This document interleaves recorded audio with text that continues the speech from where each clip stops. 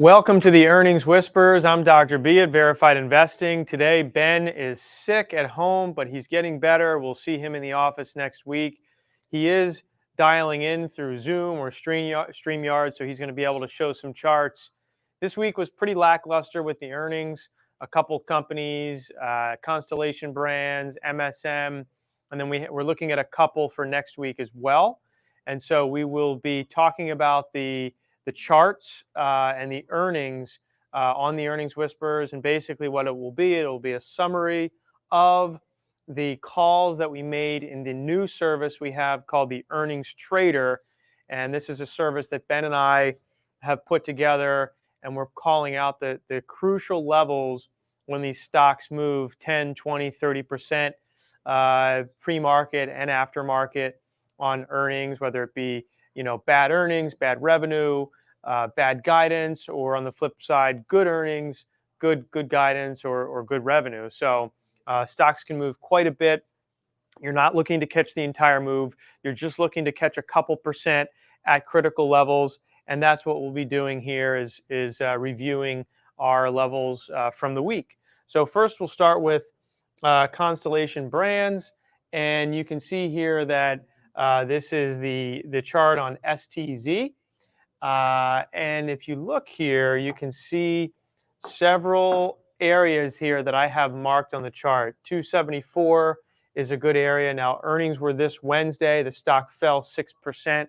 Didn't come into this level here that I have at 207, but you can see pivot low, pivot low, pivot low. All right. And there's even a trend line that comes down into here, which creates a little bit of a necktie. This area would have been a great area for a bounce on the stock. And again, this would have been a pretty big drop, okay, on earnings. And if it fell into this level, most likely you'll get a technical bounce, okay? So this is where you'd be putting your order in. But really, it didn't move that much. 6% isn't that much of a move for a company, that's under, I think it's just about a $2 billion market cap. We're looking for a 20, 30% move on stocks like this. On stocks like Apple, right? Apple, NVIDIA, okay, NVIDIA, those stocks that are over $1 trillion, that's where we're looking for 5 to 10%, and pretty much no more than that. All right.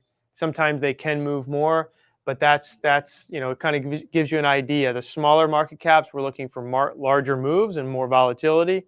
The larger market caps, we're looking for smaller volatility.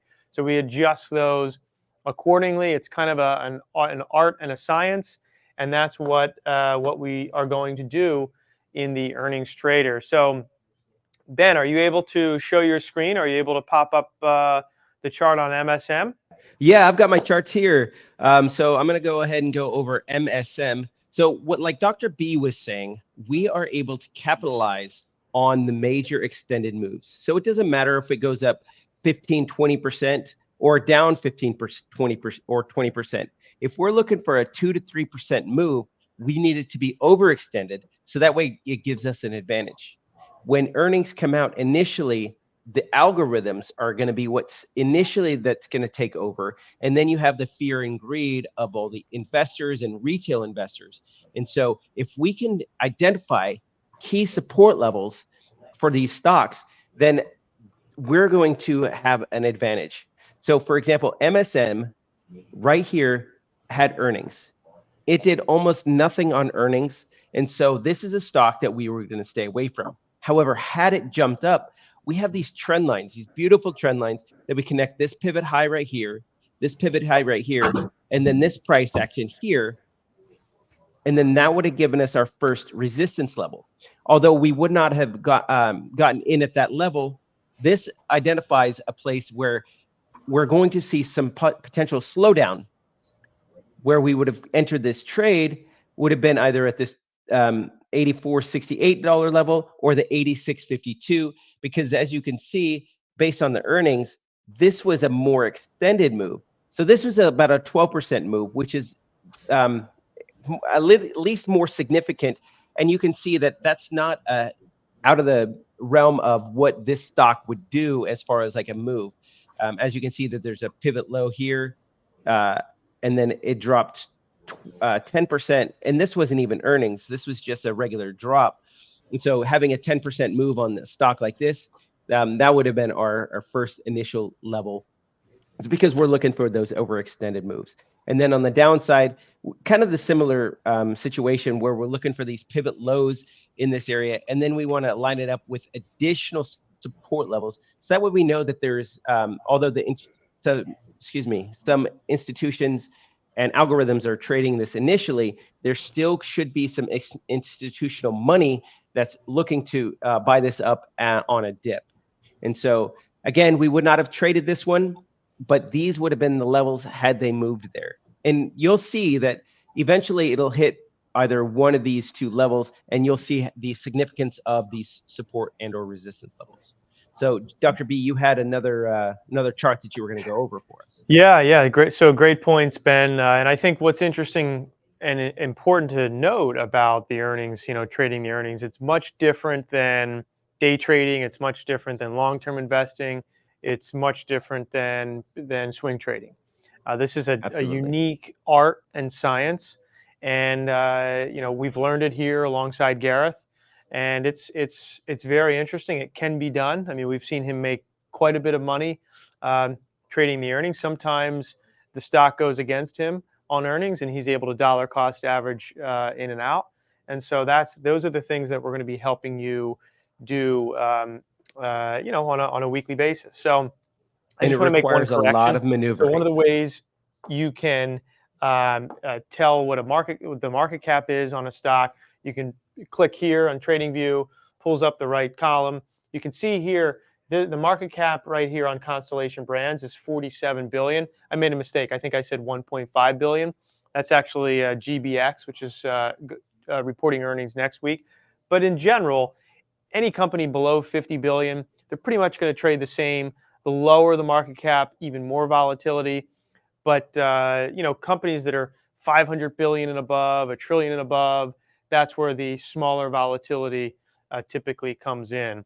So very good. I'm going to go through here and pull up another chart, and that's going to be GBX. This is going to be kind of a sneak peek and an idea of what you'll get in the earnings trader.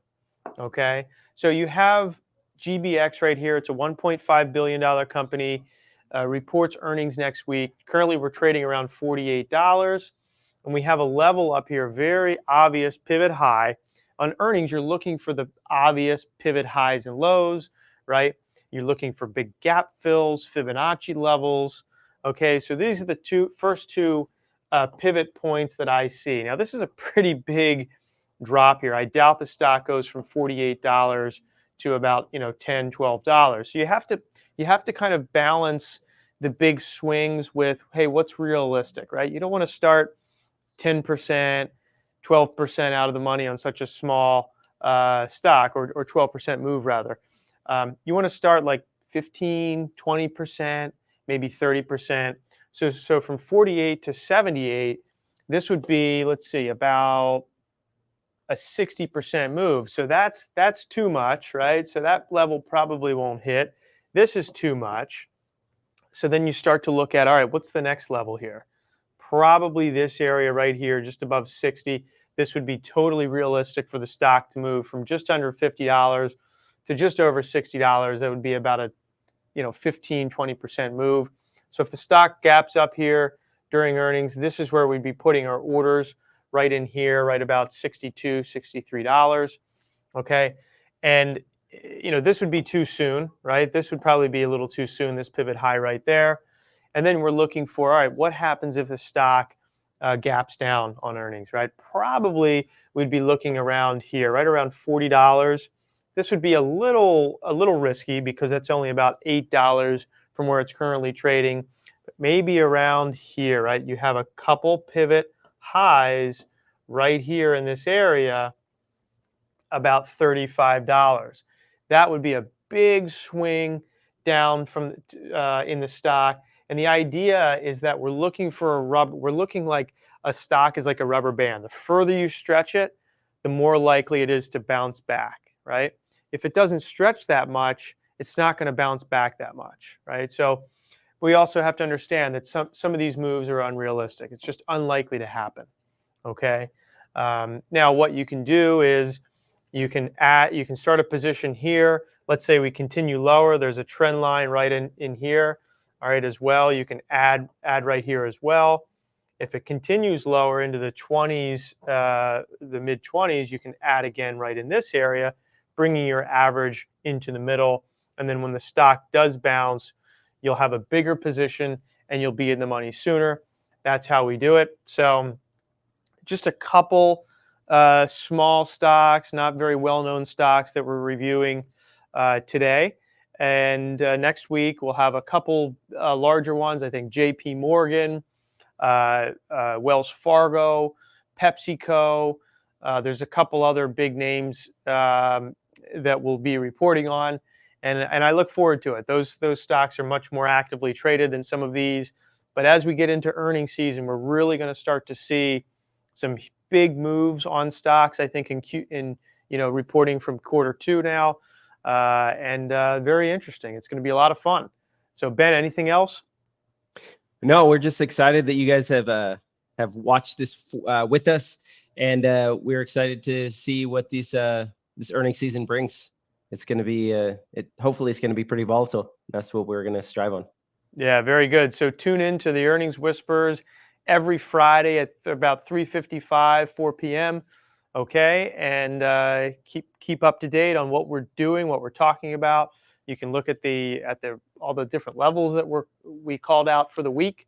And then if you'd like to join, if you'd like to join the Earnings Trader, you can sign up on the website. We are currently selling subscriptions right now. We start the service officially on Monday the 8th. You'll get charts that are sent to you on Monday for all the big earnings that week. We'll also trade live during the week.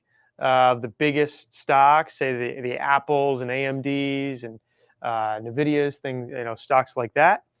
And then on Fridays we will be doing the Earnings Whisper, and we'll also have an earnings Q&A during the week as well. So a lot of benefits to the service. We hope to see you there. Take care. Yeah, take care, guys.